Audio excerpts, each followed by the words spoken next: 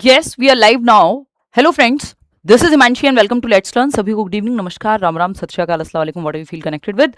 Start करेंगे आज का सेशन और बेहतरीन 30 सवाल रहने वाले हैं। एक्सपर्ट सीरीज है तो आपको एक्सपर्ट ही बना देगी। आप सीडीपी के क्वेश्चंस में बिल्कुल भी फंसेंगे नहीं एग्जाम में।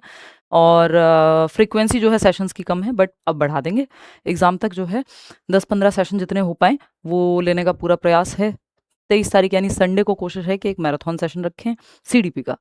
चलिए खैर शुरू करते हैं, ये सब बातें चलती रहेंगी। आप ये 30 क्वेश्चंस लगा करके देखिए कि आपसे क्वेश्चंस हो रहे हैं या नहीं, और कॉन्सेप्ट क्लैरिटी आपको बहुत हद तक मिल जाएगी, है ना, कि आप एकदम कॉन्सेप्ट में एक्सपर्ट बन जाएंगे।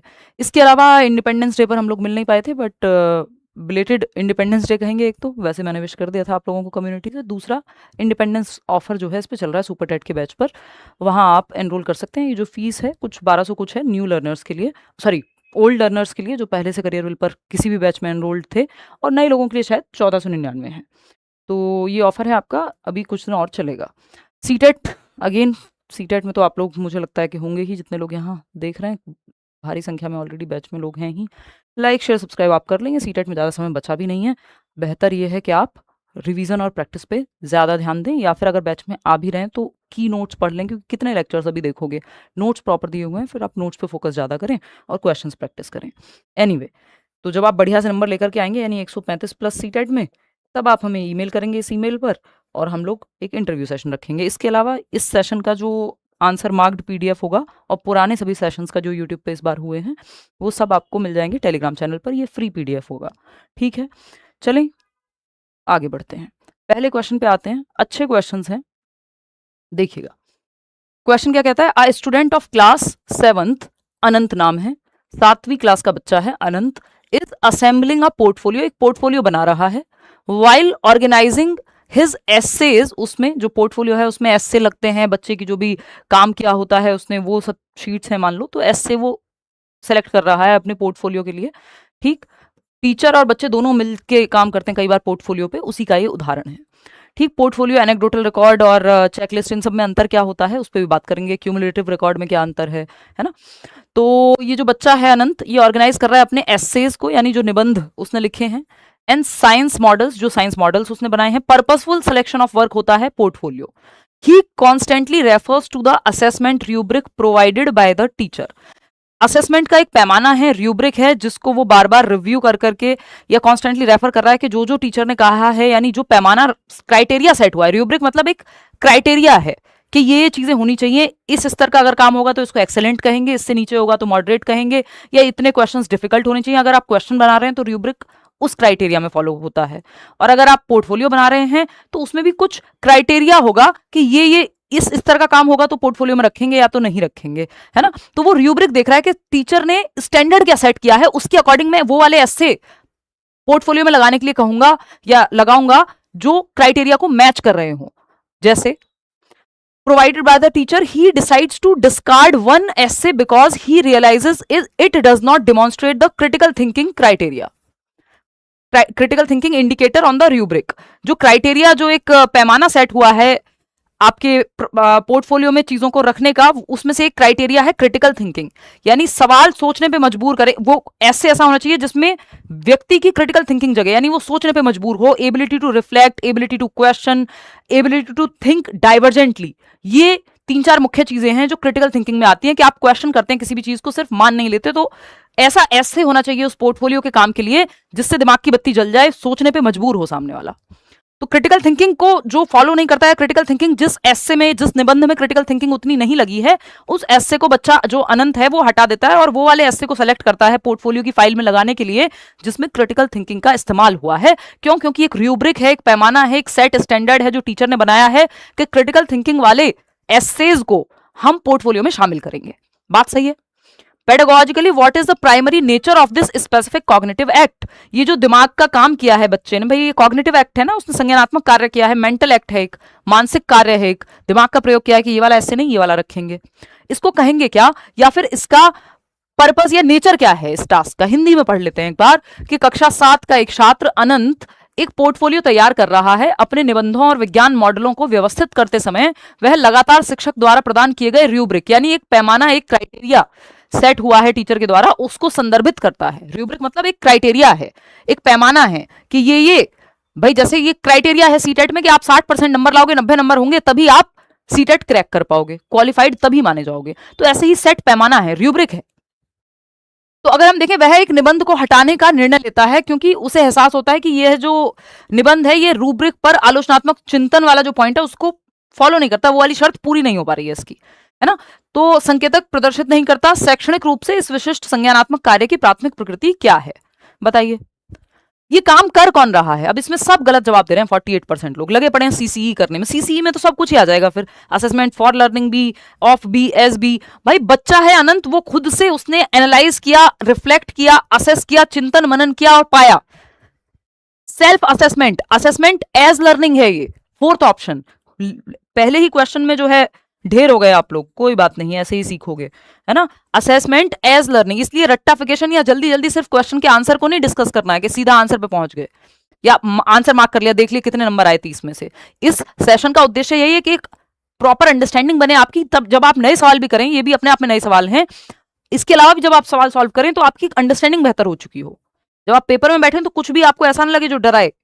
अधिगम के रूप में आकलन या अधिगम के साथ आकलन, as learning, assessment as learning, self assessment या पीयर असेसमेंट कहते हैं इसको, कि या तो आपका साथी समूह आपका आकलन करे, या तो अनंत का दोस्त आकलन कर रहा होता उसकी फाइल का, या अनंत खुद से ये असेस कर रहा है चीजों को देख करके कि किस चीज को रखूं और किस चीज को नहीं रखूं। तो टीचर का रोल अभी तक यहां पे नहीं दिखाया है, सेल्फ असेसमेंट है। सीसीई में तो ऑलरेडी पोर्टफोलियो आ ही जाएगा। पूछा क्या है हमसे, ये जो स्पेसिफिक कॉग्निटिव एक्ट है, ये जो दिमागी काम है, इसको असेसमेंट एज लर्निंग कहेंगे, सेल्फ असेसमेंट कहेंगे। फॉर लर्निंग में टीचर शामिल होता है, ऑफ लर्निंग में टीचर शामिल होता है, फीडबैक के लिए होता है, ड्यूरिंग टीचिंग लर्निंग प्रोसेस होगा, ये भी लर्निंग के प्रोसेस के दौरान ही होता है, लेकिन इसमें टीचर का उतना रोल होता नहीं है। एज लर्निंग में बच्चा खुद का आकलन करता है कि आपने एक एस्से लिखा और देखा कि यार आज मेरे कितने नंबर में खुद को देना चाहूंगा अपनी राइटिंग के लिए आउट ऑफ 10, तो आप कहेंगे यार मेरी राइटिंग मुझे लगता है 7 आउट ऑफ 10 है। तो ये सेल्फ असेसमेंट है, आपने खुद को नंबर दिए हैं, आपने खुद का आकलन किया है, या अपने दोस्त को कह दिया भाई बताइयो या बहन बताइयो, तो वो पीयर असेसमेंट भी असेसमेंट एज लर्निंग में ही आता है, सेल्फ असेसमेंट जिसको कहते हैं। ऑफ लर्निंग तो टीचर बाद में जब किसी काम को, जैसे आपका फाइनल पेपर होगा वो ऑफ लर्निंग है, आफ्टर द वर्क। अभी जो चल रहा है ये असेसमेंट फॉर लर्निंग है, जब आप ये मॉक टेस्ट लगा रहे हैं, हम डिस्कशन कर रहे हैं, जब आप खुद से मॉक टेस्ट लगाते हैं घर पे और देखते हैं कितने नंबर आए, तो वो आपका असेसमेंट एज लर्निंग है, क्योंकि आप खुद ही खुद का आकलन कर रहे हैं कि अच्छा मैंने यहां गलती की थी। ठीक, कॉन्टिन्यूअस एंड कॉम्प्रिहेंसिव इवैल्यूएशन में तो ये सब आ जाएगा। तो ये यहां पे पूछा जा रहा है कॉग्निटिव एक्ट क्या कहलाएगा, ये तो पूरा एक पैमाना है। सीसीई तो एक सिस्टम है, इवैल्यूएशन का सिस्टम थोड़ी पूछा है, कॉग्निटिव एक्ट पूछा है आपसे। तो ऐसी हरकतें नहीं करनी है, लड्डू लड्डू सवाल को गड़बड़ नहीं करना है। वैसे मैं कह रही हूँ लड्डू नहीं है क्योंकि थोड़ा सा लेंदी सवाल है। रूब्रिक कई लोगों को समझने में दिक्कत होती है, तो ये मैंने डेफिनेशन भी लिख दी है यहाँ, रिवीजन में काम आ जाएगा, ये पीडीएफ आपको मिल जाएगा। रूब्रिक का मतलब क्या है, अ स्कोरिंग और assessment tool containing pre defined criteria, एक पहले से निर्मित क्राइटेरिया है और आकलन का एक टूल है रूब्रिक, या असेसमेंट का एक टूल है जो criteria use to evaluate a learner's performance और वर्क, यानी एक स्कोरिंग या मूल्यांकन टूल जिसमें पहले से तय मानदंड होते हैं, पहले से एक सेट क्राइटेरिया होगा। जैसा मैंने आपको बताया सीटेट में 60 नंबर लाने क्राइटेरिया है, जिनका इस्तेमाल सीखने वाले के प्रदर्शन या काम का मूल्यांकन करने के लिए किया जाता है। कि भाई आप जब टीचर कहती है वेरी गुड, आपकी कॉपी पे लिखा वेरी गुड, तो वेरी गुड का एक रूब्रिक होगा ना कि इतना अच्छा किया तो वेरी गुड, नहीं तो एक्सीलेंट, नहीं तो गुड या फेयर, ये सब जो है ये सब रूब्रिक का ही तो अंदर आते हैं, कि कोई एक सेट पैमाना होगा जिसके आधार पे गुड, वेरी गुड, शाबाश आपको कहा जा रहा है ना। तो एक पैमाना बना हुआ, एक सेट स्टैंडर्ड बना हुआ है, उसको रूब्रिक कहते हैं। कि इतने % मुश्किल क्वेश्चन होंगे, इतने इजी होंगे, इस तरह से जब हम कहेंगे तो इतने नंबर दिए जाएंगे, ये सब रूब्रिक के अंदर आता है जो आप ब्लूप्रिंट बनाने में इस्तेमाल करते हैं। क्वेश्चन नंबर 2 देखिएगा, mastery oriented learners typically attribute success to dash and failure to dash. 1 नंबर का सवाल आता ही है ओरिएंटेशन पे, बिल्कुल आपको पेपर जैसे सवाल देखने को मिलेंगे क्योंकि लेवल वैसा ही रखा है, सिलेबस से सवाल हैं सारे। ठीक, बताइए एक बार कि निपुणता उन्मुख शिक्षार्थी आमतौर पर सफलता का श्रेय किसको देगा।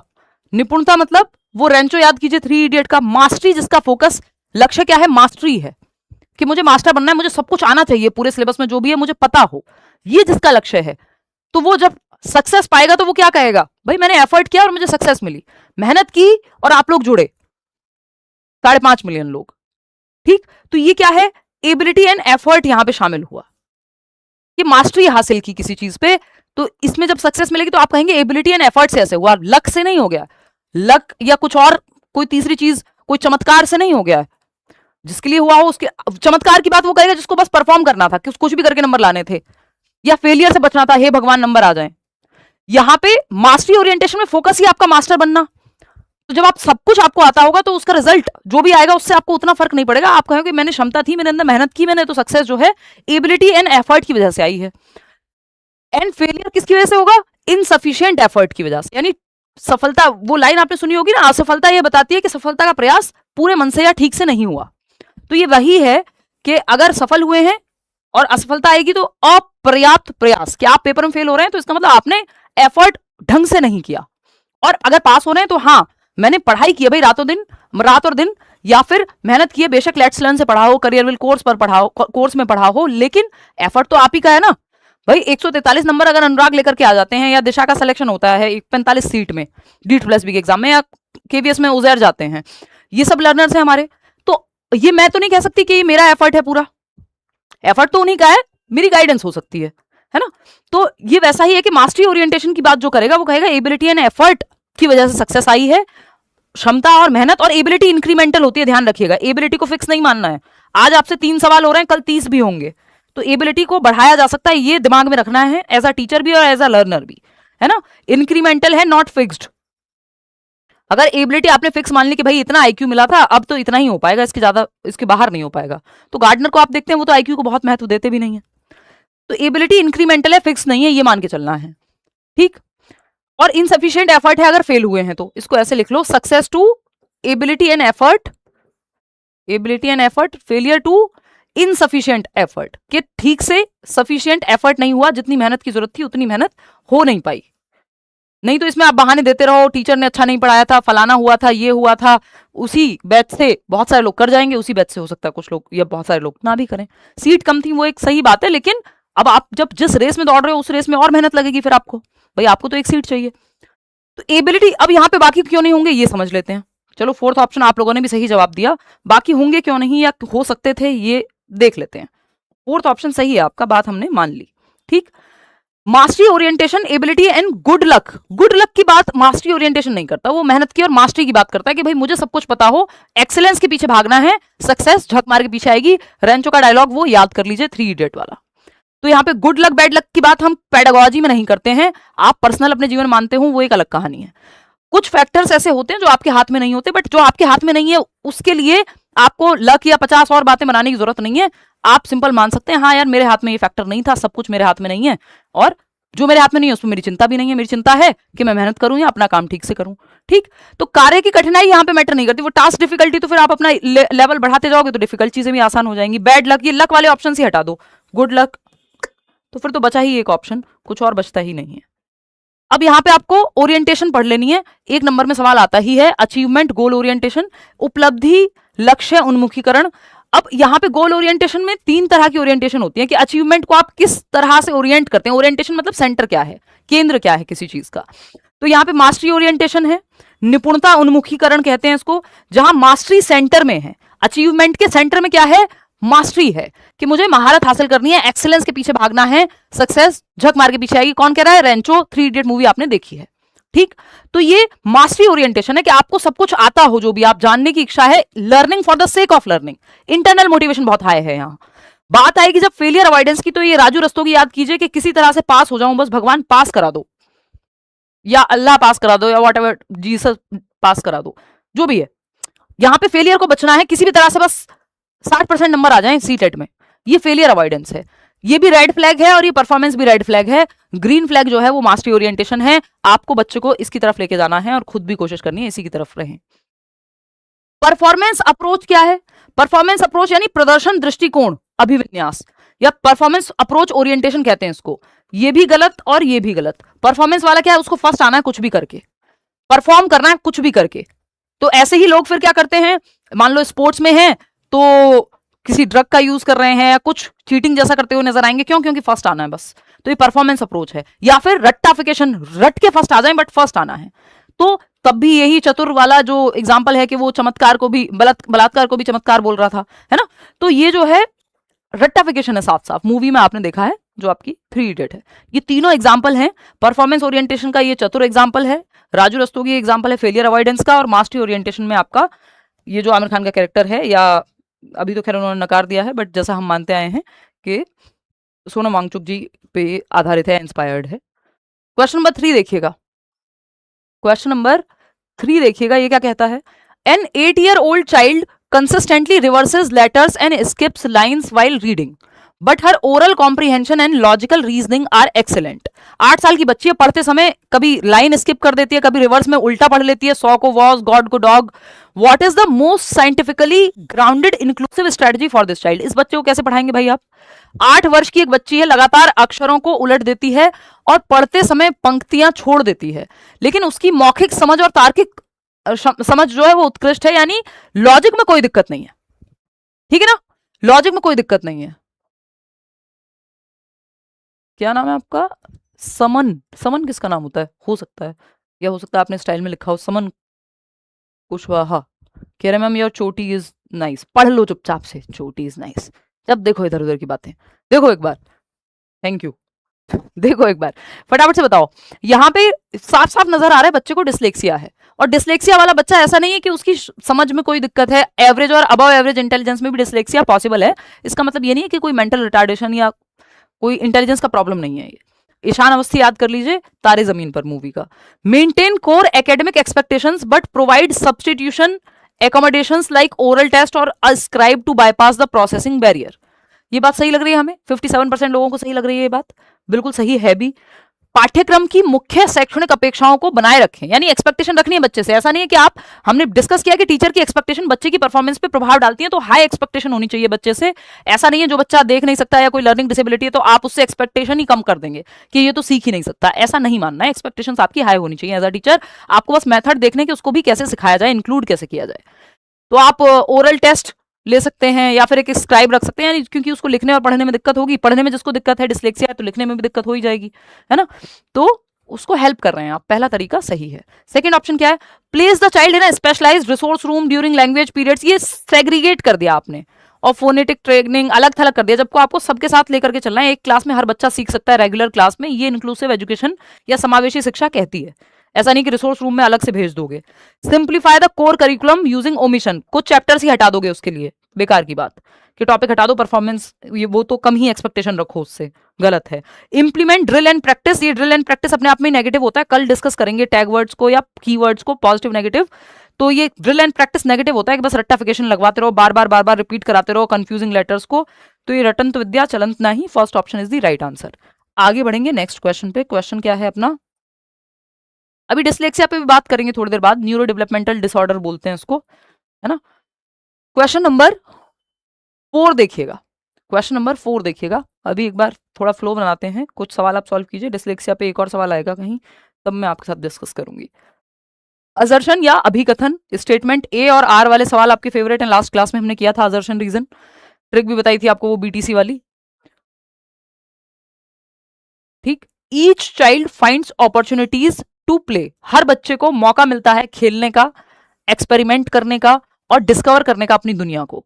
यानी प्रत्येक बच्चे को, ध्यान दीजिएगा, प्रत्येक बच्चे को खेलने, प्रयोग करने और अपनी दुनिया की खोज करने के अवसर मिलते हैं। अब अपना अनुभव मत लगा देना, हाँ मुझे तो मिले थे, तो आपको मिले थे तो सबको नहीं मिले थे, या मिलते हैं आज भी दुनिया में। सीरिया का सोचो जहां युद्ध चल रहा है, यूक्रेन का सोचो, अफगानिस्तान में लड़कियों को कितनी मौके ही नहीं है, या इवन जहां पे युद्ध चल रहा है वहां ऐसा नहीं कि लड़कों को भी बहुत मौके हैं, लेकिन उसमें भी और स्थिति खराब हो जाती है जब जेंडर पे जाते हैं। तो क्या आपको लग रहा है हर बच्चे को, और या जो बच्चा भूख से मर रहा है उसको बहुत मौके मिल रहे हैं आपके बच्चे की जैसा स्कूल में drawing, painting, dance, music competition में पार्टिसिपेट करने के? तो ये स्टेटमेंट गलत है कि हर बच्चे को दुनिया को एक्सप्लोर करने के मौके मिलते हैं, बिल्कुल भी नहीं। सबके लिए बचपन अलग अलग है।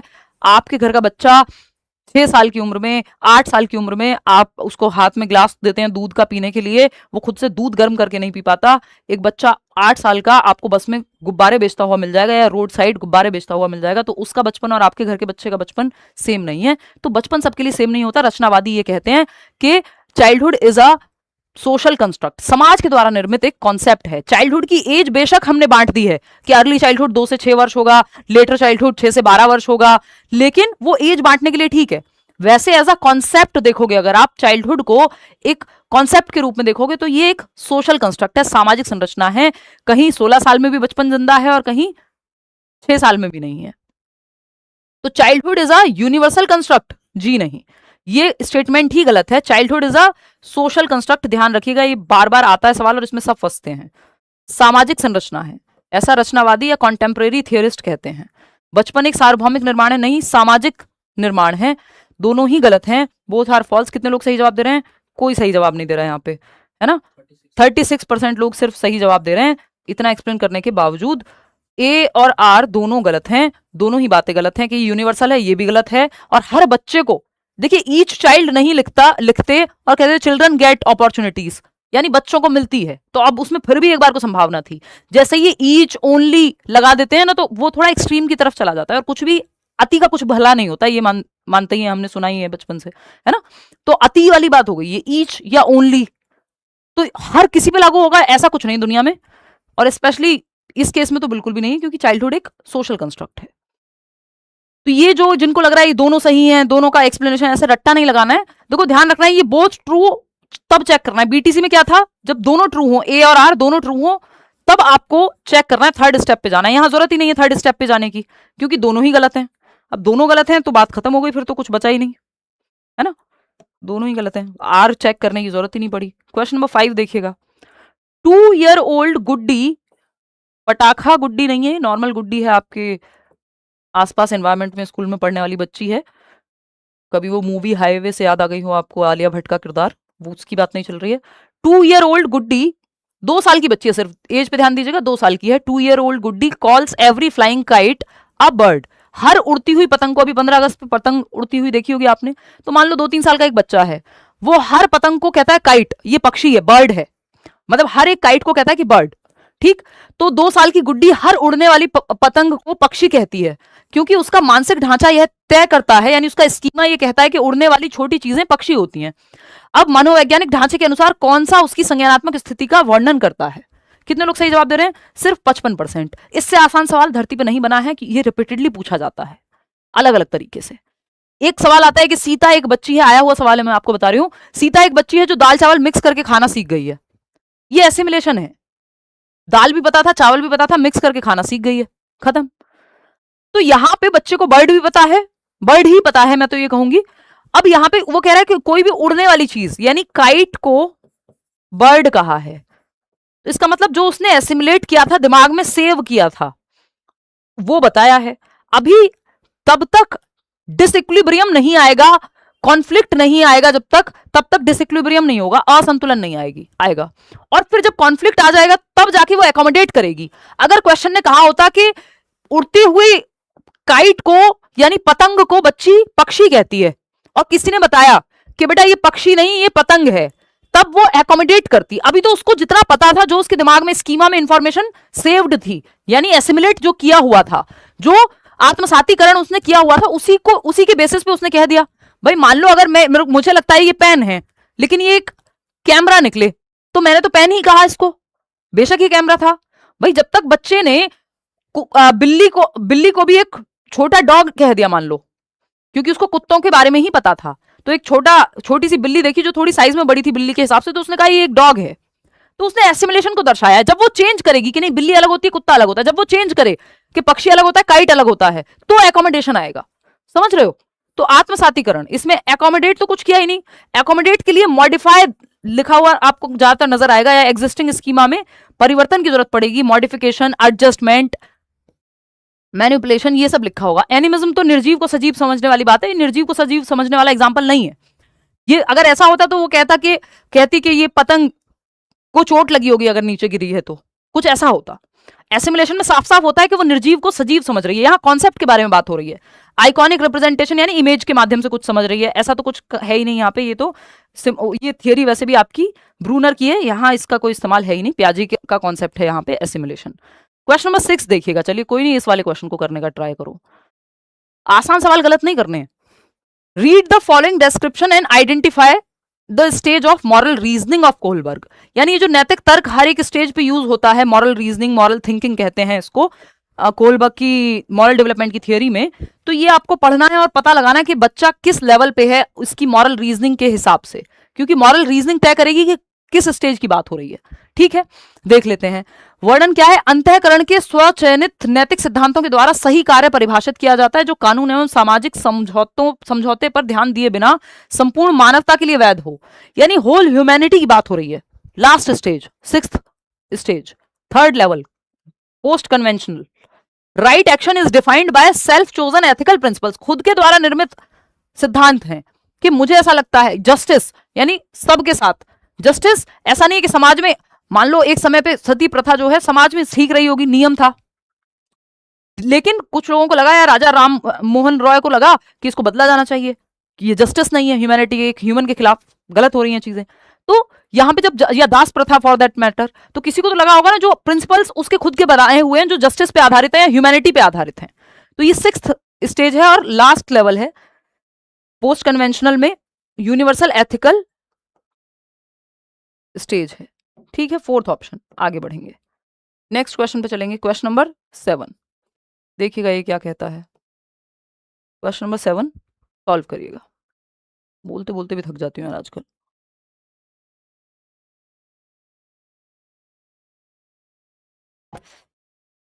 देखिएगा, हिंदी पेडागॉजी भी करेंगे भाई, इसी हफ्ते करेंगे, don't worry. According to the constructivist paradigm which definition most accurately captures the pedagogical act of reading. यानी रचनावाद के अनुसार रीडिंग का क्या मतलब है? सिंपल, ये आपको हिंदी और इंग्लिश पेडागॉजी में भी पूछ सकता है। पढ़ने से आपका क्या मतलब है? जब आप रचनावाद की बात करेंगे तो बच्चे को एक्टिव रखने की बात करेंगे, और पढ़ने से क्या मतलब है बताओ फटाफट। The cognitive ability to fluently decode graphemes into phonemes. Graphemes जो लिखे हुए शब्द हैं आपके, इनको आप ग्राफीम कह रहे हो, जो देख करके आप चित्र कह लीजिए, यार जो लिखा हुआ है उसको ग्राफीम है। इनटू फोनीम्स, फोनीम क्या? साउंड, यानी लिखे हुए को साउंड में कन्वर्ट करना। तो आप कहोगे हाँ ऐसे ही तो होता है। नहीं, सिर्फ पढ़ पाना भी रीड करने को नहीं कहते हम। रीड का मतलब है समझ पाना, मीनिंग मेकिंग कर पाना, अर्थ निर्माण कर पाना। सिर्फ जरूरी नहीं आप किसी चीज को पढ़ देते हो पूरा, लेकिन आपको उसका मतलब कुछ समझ ना आया हो, तो उसको पढ़ना नहीं कहेंगे। ठीक है ना, मीनिंग मेकिंग इंपॉर्टेंट है। बच्चे का एक्टिव होना जरूरी है, रचनावाद में आप साफ साफ जानते हैं। The mastery of syntactic structures and semantic markers accurately receive the author's exact message. यानी मास्टरी होनी चाहिए सिंटैक्टिक स्ट्रक्चर्स पे, यानी स्ट्रक्चर ठीक हो, और सिमेंटिक मार्कर्स पे एक्यूरेटली रिसीव कर सके ऑथर के एग्जैक्ट मैसेज को। अब यहीं पे प्रॉब्लम है कि ये बाकी दोनों बातें ठीक थी कि भाई स्ट्रक्चर भी ठीक हो, मीनिंग भी समझ में आए, लेकिन एग्जैक्ट मैसेज, हर व्यक्ति का अपना एक कंस्ट्रक्टेड मीनिंग हो सकता है। आप सब, अगर 5 लोगों ने एक कविता पढ़ी है, जरूरी नहीं सब सेम सोचें। एक गाना आप सुनते हैं तो 5 लोग 5 अलग अलग चेहरों को इमेजिन करते हैं। समझ में आ रही है बात? खूब आ रही है आपके समझ में ये बात। तो इसका मतलब क्या है, उस गाने का अर्थ, उस कविता का अर्थ मेरे लिए कुछ और हो सकता है, किसी और के लिए कुछ हो सकता है। तो अपने इंडिविजुअल मीनिंग भी होते हैं कई बार, जरूरी नहीं है कि एग्जैक्ट सटीक वर्ड होगा इसमें, मीनिंग तो मेक करना है यहाँ।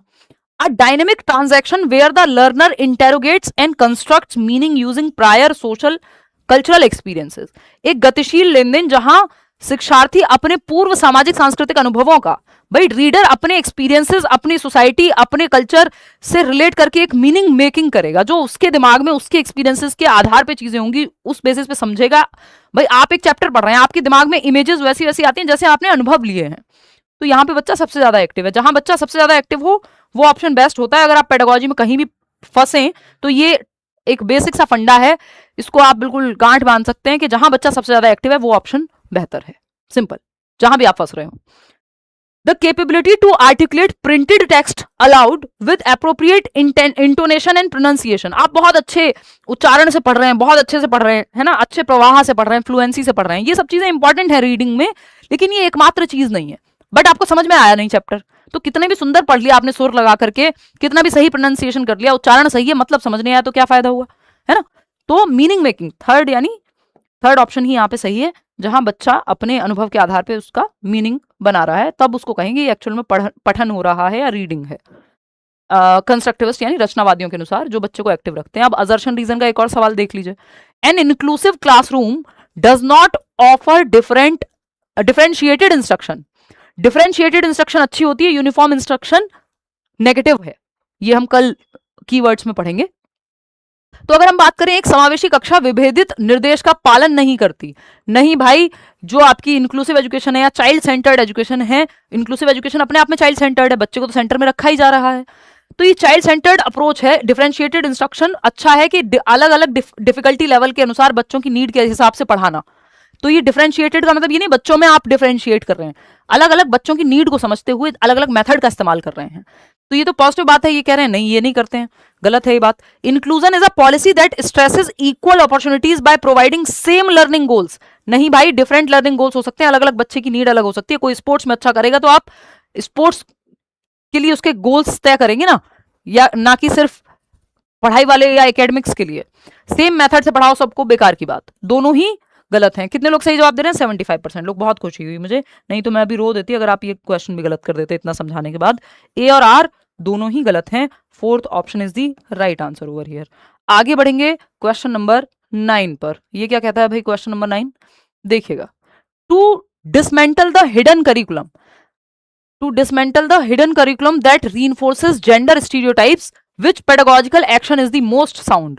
लैंगिक रूढ़ियों को सुदृढ़ करने वाले, इसको हम अदृश्य भी कह सकते हैं, छिपे हुए पाठ्यक्रम तो नहीं कहेंगे, लेकिन अप्रक्षय या व्हाटएवर, इसका हिंदी में एक अलग से मतलब होता है, मैं याद नहीं कर पा रही हूँ वो टर्म, अभी आया था, अप्रछन्न, अप्रछन्न बोलते हैं आई थिंक, पाठ्यचर्या। यानी हिडन मतलब इनडायरेक्ट, जो सामने सामने, जो कोवर्ट हो यानी छिपा हुआ हो। ओवर्ट होता है जो साफ साफ लिखा हुआ है, जैसे सिलेबस लिखा हुआ है, लेकिन उस सिलेबस को पढ़ के आप क्या सीखेंगे इनडायरेक्टली, वो हिडन में चला जाएगा। ठीक, तो हुए पाठ्यक्रम को खत्म करने के लिए कौन सी शैक्षणिक कार्यवाही सबसे सही है? बताइए। हिडन करिकुलम से जेंडर स्टीरियोटाइप को बढ़ावा मिल रहा है। हिडन करिकुलम से अच्छी चीजें भी हो सकती हैं कि आपने अपने टीचर को देखा कि वो अपने जो लैब बॉय हैं या जो पियोन हैं स्कूल के, उनसे अच्छे से बात करते हैं, तो आप इनडायरेक्टली ये चीजें भी अच्छे से सीख सकते हैं। इनडायरेक्टली आपने सीख लिया, है ना, ये हिडन है, लिखा नहीं हुआ कहीं। ऐसे ही आप किताब में जब आप देखते हैं कि स्टीरियोटाइप का उदाहरण है कि 2 आदमी किसी काम को मिलकर के जितने दिन में करते हैं, 4 औरतें उतना काम कर पाती हैं डबल टाइम में। यानी ऐसे एग्जाम्पल्स अगर किताबों में हैं जहां महिलाओं को कमजोर या फिर ट्रेडिशनल रोल्स में दिखाया जा रहा है कि महिला है यानी विमेन है तो उनको डॉक्टर या टीचर के रूप में दिखाया जा रहा है, नर्स के रूप में दिखाया जा रहा है, आपकी बुक्स में ऐसे एग्जाम्पल हैं। और जो मेल्स हैं उनको पायलट या एडवेंचरर या स्पोर्ट्स में दिखाया जा रहा है, या इंजीनियर्स दिखाया जा रहा है।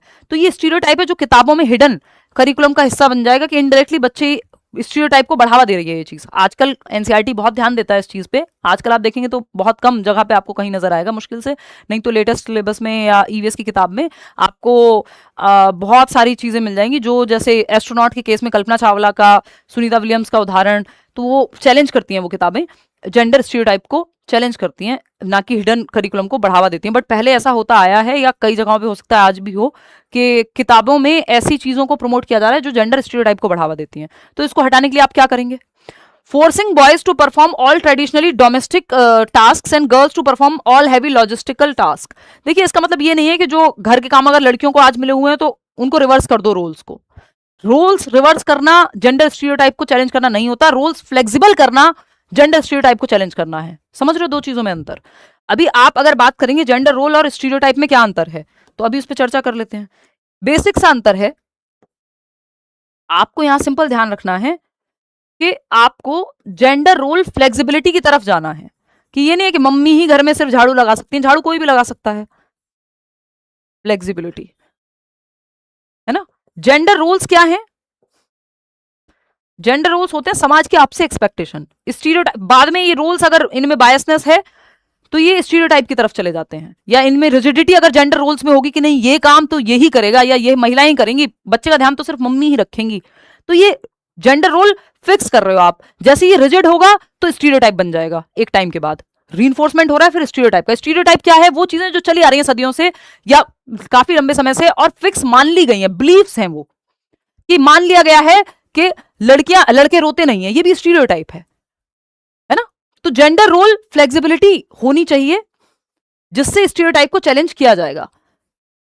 जेंडर स्टीरियोटाइप्स, रूढ़िबद्धता, बायस का मतलब है किसी भी एक तरफ झुके हो ना, चाहे वो महिलाओं की तरफ हो चाहे पुरुषों की तरफ हो। ठीक, तो स्टीरियोटाइप यानी रूढ़िबद्धता, ये जो चला आ रहा होगा ट्रेडिशनली चला आ रहा है, लेकिन इसमें कोई लॉजिक नहीं है, कोई साइंटिफिक एविडेंस नहीं है कि लड़कियां मैथ्स में कमजोर होती हैं, ये स्टीरियोटाइप है। या वो अच्छी ड्राइवर नहीं होती, ये स्टीरियोटाइप है। इसमें सामाजिक कारण हो सकते हैं बहुत सारे। अगर आप ऐसे एग्जांपल्स देख भी रहे हैं कि लड़कियां मान लो ठीक से ड्राइव नहीं कर पा रही हैं या वॉटेवर, तो उसमें सामाजिक कारण बहुत सारे होंगे कि उनको मौके कितने मिले, या ये मान लिया जा रहा है कि जन्म से ही पुरुष जो है वो मजबूत हैं। इसमें डिपेंड करेगा ट्रेनिंग कैसी मिली, न्यूट्रिशन कैसा मिला। नहीं तो आपके सामने फिर आपके कर्नम मल्लेश्वरी जैसे उदाहरण है जो 130 किलोग्राम वजन उठा रही हैं। मैरी कॉम का मुक्का खा के देखिए, जिसको लगता हो कि महिलाएं कमजोर हैं, है ना। तो ये यहाँ पे इसमें बहुत सारे रीजंस हो सकते हैं अगर ऐसा समाज में दिख भी रहा है तो। ठीक, तो जेंडर स्टीरियोटाइप्स जो है वो बिलीफ्स हैं। ये मान लेना कि किसी जेंडर के आधार पर कोई कमजोर या मजबूत होगा, या कुछ मान के ही बैठे हो आप बिना साइंटिफिक एविडेंस के। यहां पे अगर आप देखोगे रोल्स क्या है, रोल्स है एक्सपेक्टेशन कि महिलाएं घर पे महिलाएं बच्चों का ध्यान रखें, ये एक्सपेक्टेशन है। लेकिन जरूरी नहीं है कि महिलाएं ही ध्यान रखें। रोल्स को फ्लेक्सिबल होना चाहिए समाज में, नहीं तो वो स्टीरियोटाइप्स में कन्वर्ट होने में समय नहीं लगाएंगे। समझ रहे हो बात को? एनीवे, चलो खैर अब समझ लेते हैं यहाँ पे क्या कहानी है। तो ये जो एक्शन कौन सा लिया जाए, पेडागोजिकल एक्शन, जिससे जेंडर स्टीरियोटाइप, एक ऐसा करिकुलम जो जेंडर स्टीरियोटाइप को बढ़ावा दे रहा है, उसके लिए, उसको ठीक करने के लिए क्या तरीका होगा। तो ये तो नहीं कर सकते कि रोल्स रिवर्स कर दो कि पुरुषों को कहो तुम घर में रहो, महिलाएं काम करेंगी। उल्टा नहीं करना है, बदले नहीं लेने हैं, है ना। सेकेंड ऑप्शन क्या है, adopting an approach that actively ignores any physiological और socialisation differences to ensure strict equality. यानी समाज और फिजियोलॉजी के महिलाएं बच्चों को जन्म दे सकती हैं और पुरुष जो हैं वो अगर थोड़ी स्ट्रेंथ का काम है या और कुछ चीजें हो सकती हैं, बायोलॉजिकली डिफरेंट हैं बेसिकली अगर कहें, तो इस अंतर को खत्म कर दो। ये तो पॉसिबल नहीं है और ना होना चाहिए। यहाँ पे इसका मतलब ये नहीं है जेंडर रोल फ्लेक्सिबिलिटी का, है ना, कि अगर शॉर्ट जो आपका शॉर्ट पुट होता है ना, उसको वही बोलते हैं गोला फेंक, तो उसमें आपका जो महिलाओं के लिए वेट है गोला फेंक का और पुरुषों के लिए वेट है, उसमें डिफरेंस होता है। अब ये इक्विटी है, यहाँ पे ये नहीं है कि आप ये कहो कि फिजियोलॉजिकली जो हमारे अंदर डिफरेंसेस हैं वो गलत हो गए। तो डिफरेंसेस होने का मतलब ये नहीं है कि भेदभाव हो जाए या जो चीज साइंटिफिकली ट्रू नहीं है उससे जेंडर रोल को फिक्स कर दो। ठीक, एनीवे, थर्ड ऑप्शन देखिएगा, initiating critical dialogue with students regarding why EVS textbooks predominantly depict men as farmers and women as cooks. इस बात पे चर्चा करना कि ईवीएस की टेक्स्ट बुक में ऐसा क्यों लिखा हुआ है कि करिकुलम से दिमाग में बच्चे के अपने आप सेट ना हो जाए कि महिलाएं तो खाना बनाती हैं किचन में, और जो एड्स आते हैं कि कपड़े धोने वाले एड में सिर्फ महिलाएं हैं, तो फिर वो सलमान खान को भी लाया बीच में, घड़ी वड़ी जो भी कितने सारे तो आते हैं ना, वो टाइड वाइड जिसके भी एड में आते थे। ठीक, तो यहां पर आप ये डिस्कशन जब क्लासरूम में कराओगे तो क्या होगा, ये स्टीरियोटाइप नहीं बन पाएगा। ये जो हिडन करिकुलम कुछ चीजें इनडायरेक्टली मान ली जाती हैं वो खत्म हो जाएंगी। Providing special compensatory privileges and lowered academic benchmark exclusively for girls. लड़कियों का हो तुमको तो 20 नंबर पे पास कर देंगे, लड़के होंगे 30 नंबर पे। ये एक्सपेक्टेशन कम नहीं करनी है जेंडर के आधार पे, ऐसा यहाँ पे कुछ भी नहीं है। तो third option is the right answer. कितने लोग सही दे रहे थे जवाब? 51% लोग। चलिए, हिडन मतलब इनडायरेक्ट, हिडन का मतलब है इनडायरेक्ट, अप्रत्यक्ष रूप से। क्वेश्चन नंबर 10 देखिएगा। क्वेश्चन नंबर 10 क्या कहता है, इन अ प्रोग्रेसिव क्लासरूम, यानी चाइल्ड सेंटर्ड क्लासरूम है, assessment of learners during the process of teaching learning. एक प्रगतिशील कक्षा में या छात्र केंद्रित कक्षा में शिक्षण अधिगम प्रक्रिया के दौरान छात्रों का मूल्यांकन यानी उनका इवैल्यूएशन कैसे किया जाना चाहिए या आकलन कैसे किया जाना चाहिए, बताइएगा। Is not at all helpful in children's learning. नहीं भाई, मूल्यांकन हमें मदद करता है ये जानने में कि कितना सीखा है, कैसे सीखा है, कहां इंप्रूवमेंट की जरूरत है। ऐसा थोड़ी असेसमेंट की या जांचने की जरूरत ही नहीं है। सेकेंड ऑप्शन है, creates a hindrance in the process of children's learning. नहीं भाई, ड्यूरिंग टीचिंग लर्निंग अगर यानी सीखने सिखाने के दौरान आकलन हो रहा है, जैसे आप पोल में जवाब भी दे रहे हैं, तो ये आकलन का तरीका है साथ साथ, तो ऐसा थोड़ी ये बाधा बन रहा है, तो हेल्पफुल होगा। तो ये कोई बाधा नहीं है शिक्षण की प्रक्रिया में। थर्ड ऑप्शन है, is helpful in identifying high, low and non achievers for the purposes of giving feedback to the parents. देखो, बच्चे को लेबल करना, हाई रैंक, फर्स्ट सेकंड, ये वो नॉन अचीवर हैं, ये फेल होते हैं, है ना, या डी सेक्शन में सबसे खराब बच्चे होंगे, ये सब लेबलिंग नेगेटिव है। ये चाइल्ड सेंटर्ड तो बिल्कुल नहीं है। बच्चा सेंटर में होगा, बच्चा एक्टिव होगा, वो ऑप्शन सही है। Is very important, assessment for learning भी कह सकते हो कि ड्यूरिंग टीचिंग लर्निंग आपका आकलन हो रहा है, जैसे कि अभी हम साथ साथ चल रहे हैं। is very important since it gives insights into children's understanding and helps the teacher to reflect on her pedagogy. भाई आप जब पोल में जवाब देते हैं तो आपका आकलन भी हो रहा है ड्यूरिंग टीचिंग लर्निंग, यानी टीचिंग लर्निंग प्रोसेस के दौरान, साथ साथ जांच भी हो रही है आपकी। मुझे पता लग जाएगा किस क्वेश्चन में आप सबसे खराब जवाब दे रहे हैं, ज्यादातर लोग गलत जवाब दे रहे हैं, इसका मतलब मुझे वो और समझाने की जरूरत है। तो टीचर को फीडबैक मिलता है और अपने मेथड पे विचार करने का मौका मिलता है कि भाई समझ में नहीं आ रहा क्या, ये समझ में आ रहा है, तो कौन से एग्जांपल्स यूज करने हैं। तो टीचर को फीडबैक मिलता है, इंपॉर्टेंट है चाइल्ड सेंटर्ड में, क्योंकि बच्चे के आकलन से पता लगेगा ना कितना सीखा है, कैसे सीखा और कहाँ गलती कर रहे हैं, कैसे उनको समझाने की जरूरत है और नए मेथड से। क्वेश्चन नंबर 11 देखिएगा, a child first learns to swipe at a hanging toy with their entire arm, पूरी आर्म का प्रयोग कर रहा है बच्चा।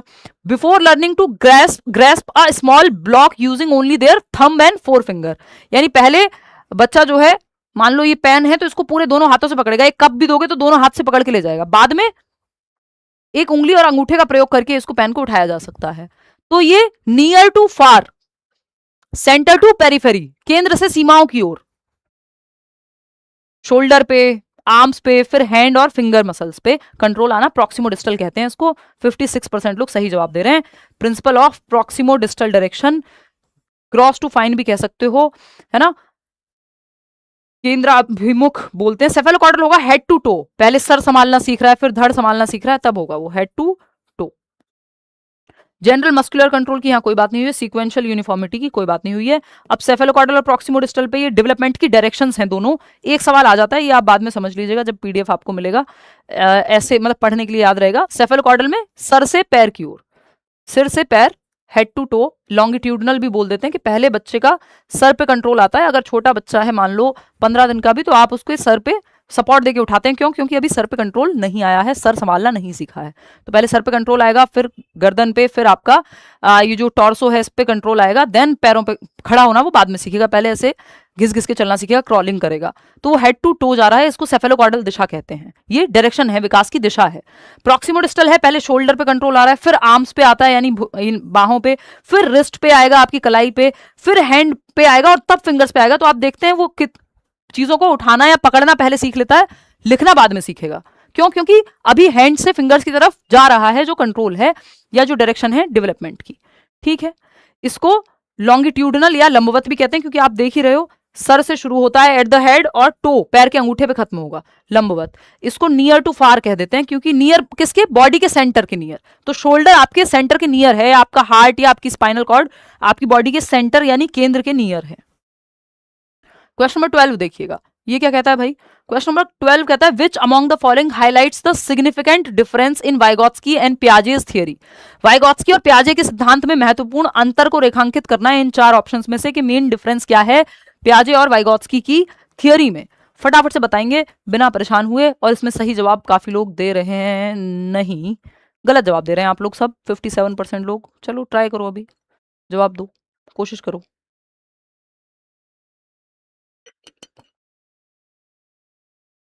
देखिएगा ये जानबूझ करके कंफ्यूजिंग बनाया गया है सवाल। देखिएगा which among the following highlights the significant difference, मुख्य अंतर किसमें? पियाजे और वाइगोत्स्की की थियरीज में। दोनों रचनावादी, इनमें समानताएं बहुत सारी हैं, ध्यान रखिएगा। पियाजे और वाइगोत्स्की में सिमिलैरिटीज, बहुत सारी चीजें कॉमन हैं। एक चीज बिल्कुल अलग है, वो है लैंग्वेज एंड थॉट पे उनका विचार।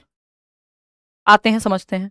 Understanding that learning is a simple और कॉम्प्लेक्स प्रोसेस, दोनों में से जो भी हो, यह समझना कि अधिगम एक सरल या जटिल प्रक्रिया है। अब यहां पे ये मैटर ही नहीं करता कि सरल है कि जटिल है, क्योंकि यहां पे इन्होंने कह दिया है कि सरल जटिल what ever it is, but ये दोनों एक तरह से देखते हैं या नहीं? तो एक तरह से देखते हैं, लर्निंग को एक्टिव मानते हैं, बच्चे को एक्टिव मानते हैं, वो सीखने को एक्टिव मानेंगे क्योंकि रचनावादी हैं दोनों। Understanding children as active and passive learners, active माने चाहे पैसिव माने, बट सेम मानते हैं दोनों।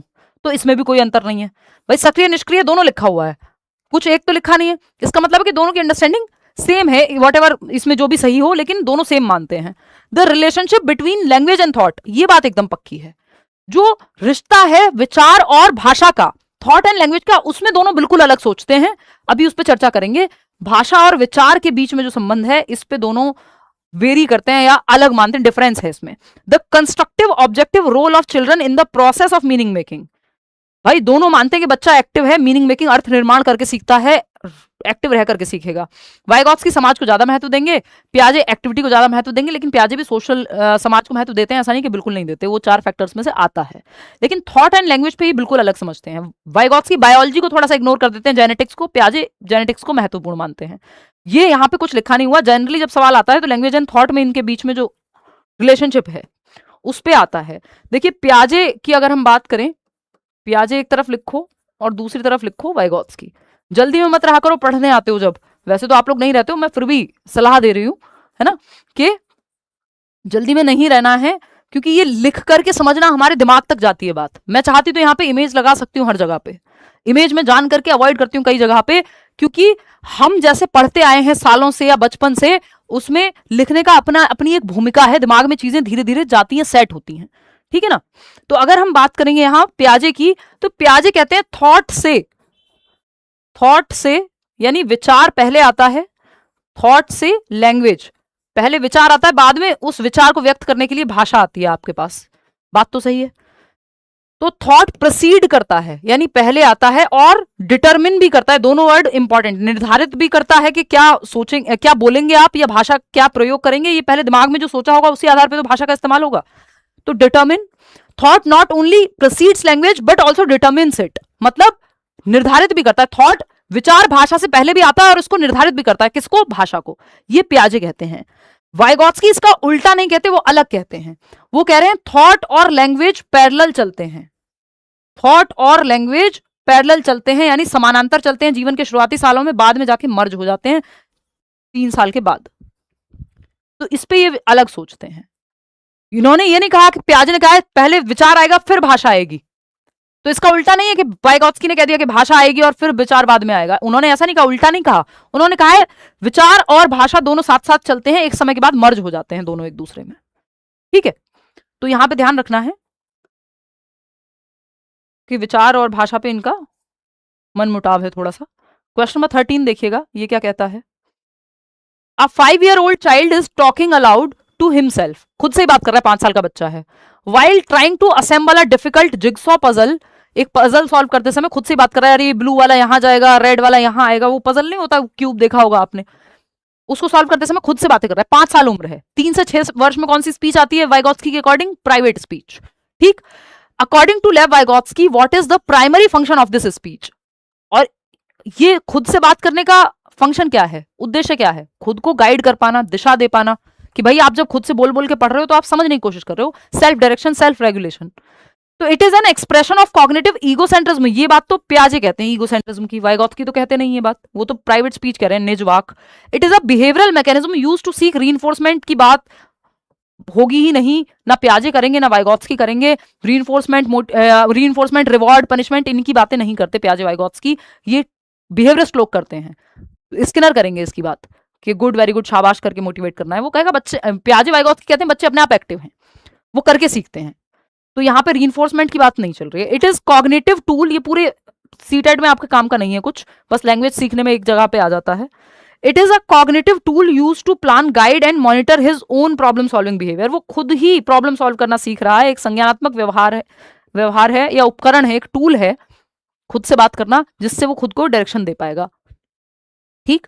इसमें 81% लोग सही जवाब दे रहे हैं, इसका मतलब सही है। It is an attempt to vocalize abstract concept into zone of proximal development, फालतू की बातें हैं ये, आपको डिस्ट्रैक्ट करने के लिए ऑप्शंस हैं। थर्ड ऑप्शन ही एकमात्र सही ऑप्शन है। ये आप रिवीजन के लिए पिछली क्लास में हमने डिस्कस किया था।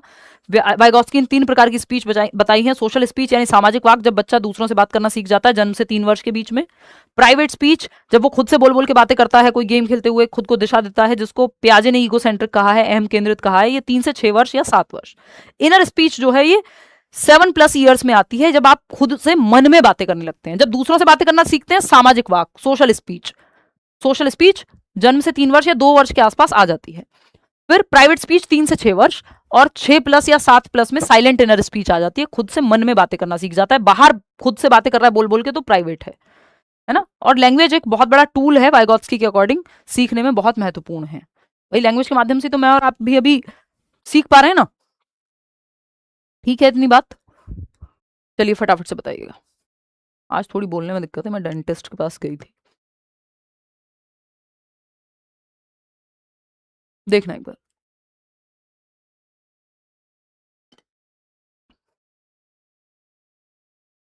अभी सैटरडे तक ऐसे काम चलाना है। देखो एक बार, 14th क्वेश्चन है, children often come up with their own explanations of events around them on being probed as to why does it rain। भाई बारिश क्यों होती है, इस पे सब बच्चों की अपनी अपनी एक्सप्लेनेशन है, छोटे बच्चे हैं।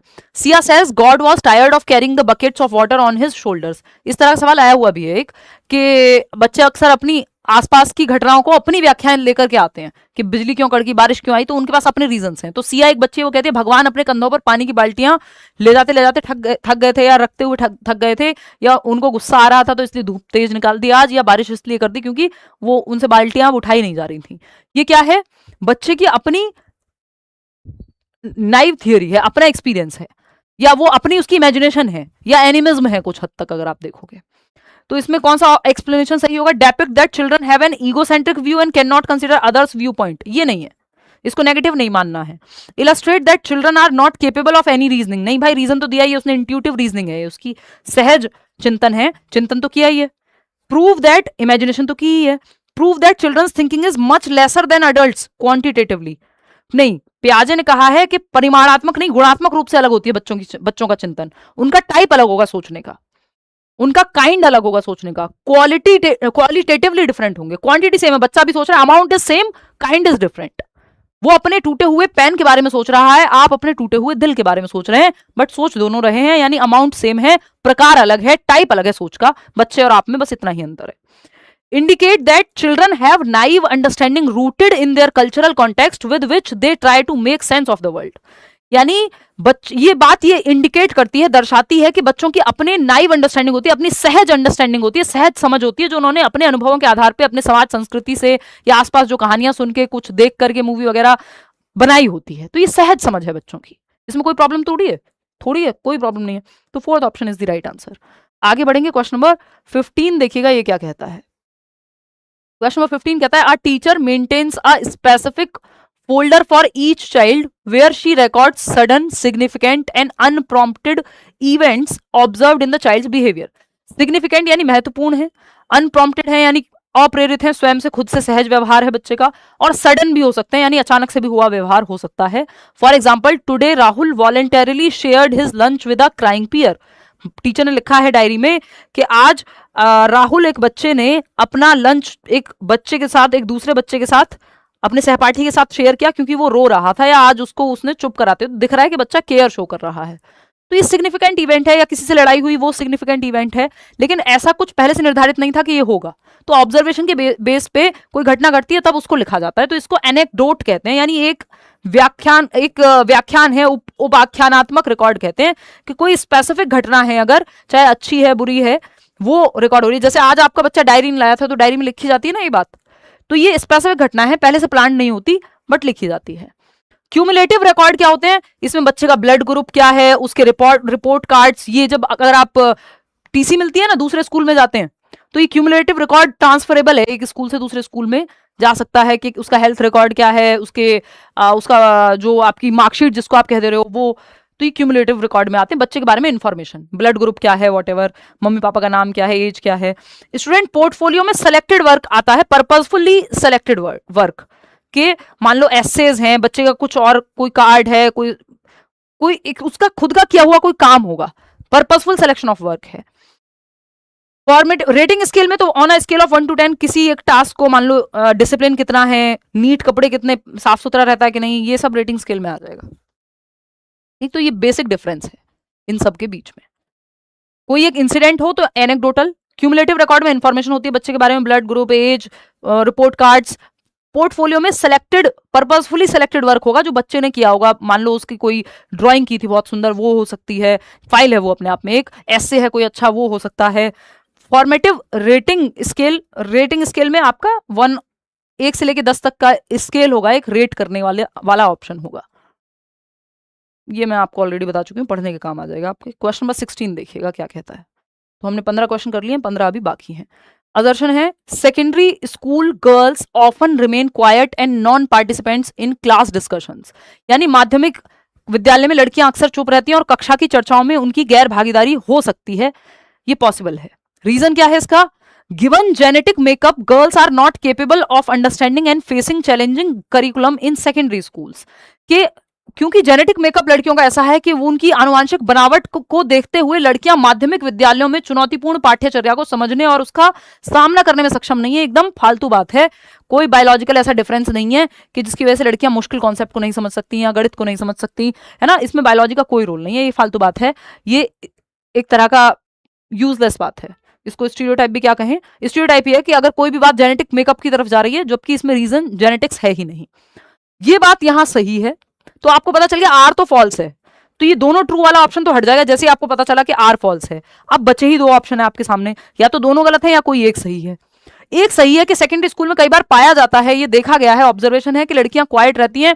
अगर ये रिसर्च है या ये डेटा है जो कहता है कि अगर 100 लड़के हैं, 50 लड़कियां हैं और 50 लड़के बैठे हैं, किसी सवाल पे हाथ उठाने को कहोगे तो कम लड़कियां हाथ उठाएंगी, 20 लड़कियां हाथ उठाएंगी, जबकि लड़के हो सकता है 35 हाथ उठा रहे हो। क्योंकि उनको पार्टिसिपेशन का, उनको बोलने का, तुम लड़की हो चुप रहना सीखो, सहना सीखो, उल्टे जवाब मत दो, ये सब सोशलाइजेशन से सिखाया जाता है। इसलिए ऐसा हो सकता है कि वो थोड़ी हेजिटेंट हो, ठीक है ना। तो इसका ये बात एकदम सही है। तो A is true but R is false. A तो सही है लेकिन आर गलत है। दोनों गलत नहीं है, क्योंकि ये ऐसा हो सकता है, ऐसा संभव है, लिखा है, ऐसा ही होगा, ये कहना गलत होगा, ठीक है। Third option is the right answer. कितने लोगों ने दिया थर्ड ऑप्शन? 54% लोग। चलिए बहुत बढ़िया। क्वेश्चन नंबर 17 पे पहुंचेंगे। Selecting and presenting stories and clippings from newspaper that portray both men and women in non traditional roles. Non traditional roles मतलब लड़के हैं जो घर में मैन हैं जिनको खाना बनाते हुए दिखाया जा रहा है, विमेन हैं जिनको कोई एडवेंचरस काम, पहाड़ चढ़ते हुए, स्विमिंग करते हुए, वेट लिफ्टिंग करते हुए दिखाया जा रहा है। तो नॉन ट्रेडिशनल मतलब ट्रेडिशनल वो जो चला आ रहा है कि लड़की है तो डॉक्टर के रूप में दिखा दो, टीचर के रूप में दिखा दो, और नॉन ट्रेडिशनल वो जो उल्टा हो, जो चला आ रहा हो उसके, यानी स्टीरियोटाइप को चैलेंज करता हो जो। बात तो सही है। Roles is an effective strategy. एक बेहतर तरीका है कि नॉन ट्रेडिशनल रोल में जब आप दिखाओगे तो जेंडर रोल्स फ्लेक्सिबल होंगे कि भाई मम्मी भी घर में काम करेंगी और पापा भी घर में, मम्मी भी बाहर काम कर सकते हैं और पापा घर में भी कर सकते हैं, नॉर्मल बात है। फ्लेक्सिबिलिटी है, किसी की मर्जी, है ना। Promoting gender schema flexibility by challenging stereotypical roles. बिल्कुल सही बात है कि इससे स्टीरियोटाइप को चैलेंज किया जाएगा नॉन ट्रेडिशनल रोल्स में। जैसे मुझे ड्राइविंग पसंद है ना, कुछ 1.5 लाख के आसपास, 1.5 लाख किलोमीटर के आसपास लगभग सब मिला के सारी गाड़ियां मैंने चला ली होंगी, जिसमें से 1 लाख चला दी है, ठीक। तो अब, या बाइक बचपन से पसंद है चलाना, तो ये नॉन ट्रेडिशनल रोल का उदाहरण है ना। इससे जेंडर स्टीरियोटाइप की ड्राइविंग सिर्फ जो है, why should boys have all the fun, एक वो आता था ना स्कूटी का एड, वो इसलिए आता था क्योंकि नॉन ट्रेडिशनल जेंडर स्टीरियोटाइप को चैलेंज किया जा रहा है यहाँ पे। Facilitating gender constancy through exposure to diverse gender identities. यहाँ पे कोई डाइवर्स जेंडर आइडेंटिटी बात नहीं हुई, जेंडर रोल को स्ट्रेंथन कर रहे हैं, नहीं, फ्लेक्सिबल है तो जेंडर रोल जो है। प्रमोटिंग जेंडर न्यूट्रलिटी की भी यहाँ कोई बात नहीं हो रही। नॉन ट्रेडिशनल रोल में रोल्स रिवर्स करने की कई बार जरूरत पड़ती है, जो जहां फिक्स जेंडर स्टीरियोटाइप हो उसको चैलेंज करने के लिए। क्वेश्चन नंबर 18 देखिएगा, ये क्या कहता है, फटाफट समझेंगे। स्टेटमेंट है children's development is a direct result of unfolding of genetic codes. यानी बच्चों का विकास आनुवांशिक कोड के प्रकट होने का प्रत्यक्ष परिणाम है। ये मैच्योरिटी की डेफिनेशन या परिभाषा तो ठीक थी कि मैच्योरिटी की परिभाषा क्या है, परिपक्वता की unfolding of genetic characteristics. Congratulation for new car, Suraj कह रहे हैं, थैंक यू सूरज। देखिए ज्यादा नहीं, अभी बस 700 किलोमीटर चलाने का मौका मिला है। कितने दिन हुए हैं? 13 और 5 18, आज 18 है, 5 दिन में देखिएगा एक बार। एनीवे, तो माइग्रेन का ये फायदा, गाड़ी चलाने में ज्यादा दिक्कत नहीं है, ज्यादा क्लासेस लेने में दिक्कत है। एनीवे, देखो एक बार, तो मतलब उतना ठीक हो गया कि अभी गाड़ी चला सकती हूँ, पहले तो दिक्कत थी। Children's development is a direct result of unfolding of genetic codes. यानी बच्चों का विकास आनुवांशिक कोड के प्रकट होने का प्रत्यक्ष परिणाम है। नहीं भाई, इसमें एनवायरमेंट का भी तो रोल है, सिर्फ हेरिडिटी कैसे कह सकते हैं हम? ये तो गलत हो गया। जब ए गलत हो गया तो बोथ वाला तो ऑप्शन ही हट जाएगा, आपको बताया हुआ है। ये तो तीनों ही ऑप्शन हट गए, फिर बचा ही एक ऑप्शन। कई बार ऐसे आसान हो जाता है सवाल को तक के आंसर तक पहुंचना, खत्म बात। फिर भी आर चेक करेंगे। Childhood is a natural biological stage of development.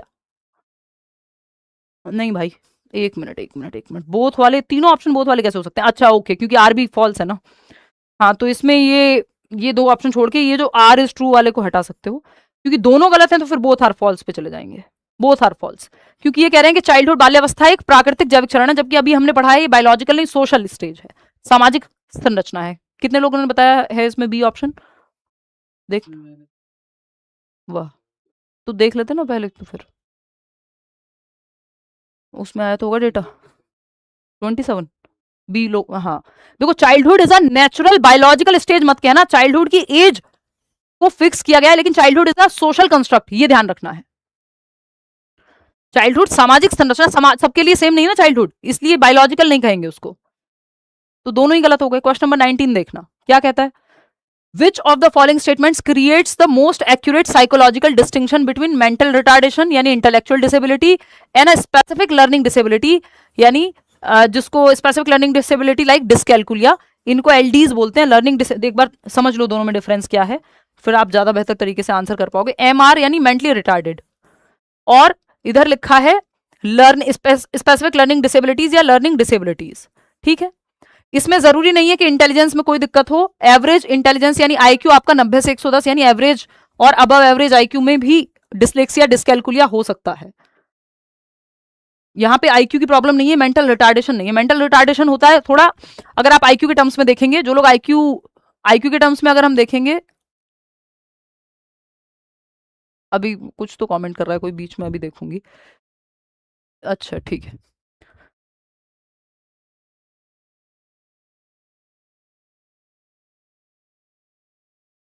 Anyway तो अबव एवरेज आईक्यू हो सकता है या इंटेलिजेंस का स्तर हो सकता है। अगर इसको आईक्यू के टर्म में समझेंगे तो ज्यादा आसानी से समझ में आएगा। अगर बिलो 70 है किसी का आईक्यू, बॉर्डर लाइन होता है 70, बिलो 70 अगर आईक्यू है 70 से कम, तो फिर एमआर की तरफ चले जाएगा व्यक्ति। एलडीज में आईक्यू प्रॉब्लम नहीं है, आईक्यू हो सकता है 90 से 110 हो, एवरेज आईक्यू हो, या इससे ज्यादा भी हो सकता है, लेकिन फिर भी हो सकता है क्योंकि इनकी न्यूरो डेवलपमेंटल वायरिंग जो है, न्यूरोलॉजिकल वायरिंग जो है, आपको बी ऐसा दिखता है, इनको बी ऐसा दिखता हो, बचपन में तो खैर कई लोगों को ऐसा ही दिखता है, बी और डी में कंफ्यूजन होती है, या आपको ए ऐसा दिखता है, इनको ए ऐसा दिखता हो, न्यूरो डेवलपमेंटल डिसऑर्डर है, न्यूरॉन्स जो न्यूरोलॉजिकली वायरिंग डिफरेंट है, प्रोसेसिंग डिफरेंट होती है, जिसमें डिसलेक्सिया, डिस्कैल्कुलिया, डिस्ग्रेफिया, है ना, ये सब आ जाते हैं। तो ये मेंटली रिटार्डेड का केस नहीं है। तो मेंटल रिटार्डेशन और स्पेसिफिक लर्निंग डिसेबिलिटी एलडी जो बोलते हैं, लर्निंग डिसेबिलिटी टर्म दिया है सैमुअल किर्क ने 1960s में। तो मेंटल रिटार्डेशन इज एक्वायर्ड नहीं भाई, मेंटल रिटार्डेशन एक्वायर्ड नहीं होती, एनवायरमेंट से एक्वायर नहीं कर सकते आप। आईक्यू फिक्स है, या इंटेलिजेंस जो है हेरिडिटी से ज्यादा प्रभावित होती है। वो अगर आपका बचपन में ही आईक्यू मेंटल रिटार्डेशन में अगर आप आ गए, तो ऐसा नहीं है कि अचानक से आज आपका आईक्यू एवरेज और कल आप मेंटली रिटार्डेड हो जाएंगे, इतना डिफरेंस नहीं आता। तो ये एनवायरमेंट से नहीं, ये हेरिडिटी से ज्यादा प्रभावित होता है जो आपका मेंटल रिटार्डेशन है। Mental retardation affects IQ, whereas SLD यानी specific learning disability involves a specific neurological processing deficit in children with average और अबव एवरेज आईक्यू, ये पॉसिबल है। Mental retardation can be completely cured, नहीं भाई, mental retardation को आप IQ थोड़ी बढ़ा दोगे किसी का, एसएलडी को लाइफ लॉन्ग परमानेंट कंडीशन है। देखिए, लर्निंग डिसेबिलिटी को भी पूरी तरह से ठीक नहीं कर सकते, लेकिन मैनेजेबल है, ठीक है ना। डिसलेक्सिया अगर किसी को है तो ऐसा नहीं कल खत्म हो जाएगा, उसको डील करने का तरीका आ जाएगा बस। और मेंटल रिटार्डेशन तो कतई आप ठीक नहीं कर सकते, उसको कैसे ठीक करोगे, तरीकों से मैनेज कर सकते हो, but you can not cure mental retardation. IQ थोड़ी बढ़ा दोगे, कितना आईक्यू बढ़ाओगे, थोड़ा इंपैक्ट आएगा, ऐसा नहीं हो सकता ना 70 से 140 हो जाएगा, या जैसे 25 आईक्यू है अगर किसी का, तो वो अपना भी ध्यान नहीं रख सकता, उसको एक बंदा चाहिए उसका ध्यान रखने के लिए। तो ऐसा नहीं कर सकते आपके 25 से एकदम डबल कर दोगे, 50 बना दोगे आईक्यू, थोड़ा बहुत अंतर आएगा। SLD is a sensory impairment related to, नहीं सेंसरी नहीं है ये, सेंसरी इंपेयरमेंट तो विजुअल और ऑडिटरी होते हैं, उसमें ऐसा नहीं कि सिर्फ नहीं सेंसरी नहीं है। डिसलेक्सिया में एसएलडी मतलब स्पेसिफिक लर्निंग डिसेबिलिटी, तो ऐसा थोड़ी कि सिर्फ देखने में हानि है और बाकी कहीं नहीं है, सुनने में होगी, सिर्फ ऑर्गन से संबंधित है, नहीं, सब कुछ ठीक होगा। ईशान अवस्थी का एग्जांपल याद कीजिए आप, तारे जमीन पर में सब कुछ ठीक है, दिखता भी ठीक है, सब कुछ ठीक है, बट डिसलेक्सिया है, तो इसका कोई विजुअल या सुनने से ये कोई सेंसेस वाली प्रॉब्लम नहीं है, न्यूरो डेवलपमेंटल डिसऑर्डर है, मेंटली जिस तरह से ब्रेन प्रोसेस करता है वो डिफरेंट है। तो मेंटल रिटार्डेशन आईक्यू को अफेक्ट करता है, वहीं एसएलडी जो है वो स्पेसिफिक न्यूरोलॉजिकल प्रोसेसिंग डिफरेंट होती है। ये डेफिसिट की जगह इनको डिफरेंट लिखना चाहिए था, बेटर ऑप्शन होता। क्वेश्चन नंबर 20 देखिएगा क्या कहता है भाई। Question number 20, which of these statements would advocate of progressive education agree with. अब आपको देखना है कि चाइल्ड सेंटर्ड या प्रोग्रेसिव एजुकेशन मतलब लर्निंग बाय डूइंग करके सीखना, नॉर्म उनको जॉन डुई को याद कर लीजिए आप, ठीक। तो प्रोग्रेसिव एजुकेशन या चाइल्ड सेंटर्ड एजुकेशन किसके साथ अग्री करेगी, जहां बच्चा एक्टिव होगा। देखो बच्चा कहाँ एक्टिव है। Children are a distinct life stage to hold importance because of what they would become as an adults rather than what they are as children. Present life के लिए सीखना, एजुकेशन इज लाइफ इटसेल्फ, ये कहते हैं आपके John dewy तो present life के लिए सीखने पे महत्व देती है आपकी प्रोग्रेसिव एजुकेशन या चाइल्ड सेंटर्ड एजुकेशन।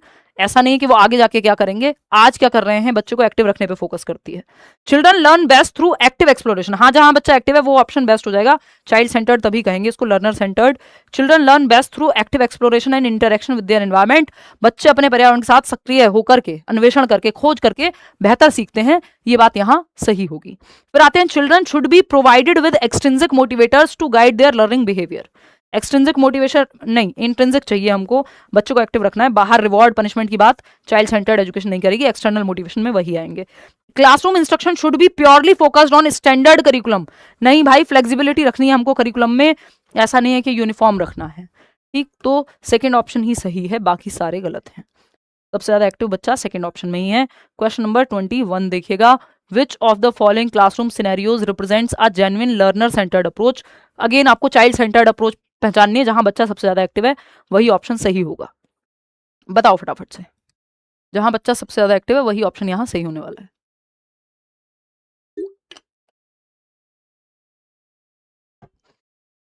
कोई पूछ रहा है कि क्लास क्या रोज होती है इस समय? बस रोज ही नहीं हो पा रही है, एक समय पे या बहुत सालों तक रोज होती थी।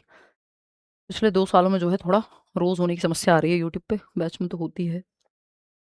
तो अभी कोशिश है, लेकिन जब तक आपका एग्जाम है 6 तारीख तक, कि ये क्लास आपकी Monday to Friday at least regular चल पाए। देखिएगा, थर्ड ऑप्शन कह रहे हैं ज्यादातर लोग। देखते हैं बच्चा कहाँ एक्टिव है। The teacher demonstrates a science experiment on the main desk while all students silently copy. बच्चा एक्टिव नहीं है, पैसिव है। बच्चा पैसिव है तो हमारे लिए सही ऑप्शन नहीं हो सकता, टीचर ज्यादा एक्टिव है यहाँ पे। जबकि चाइल्ड सेंटर्ड में, लर्नर सेंटर्ड में, शिक्षार्थी केंद्रित में बच्चे और टीचर दोनों एक्टिव होते हैं, ध्यान रखिएगा। तो ये गलत हो गया।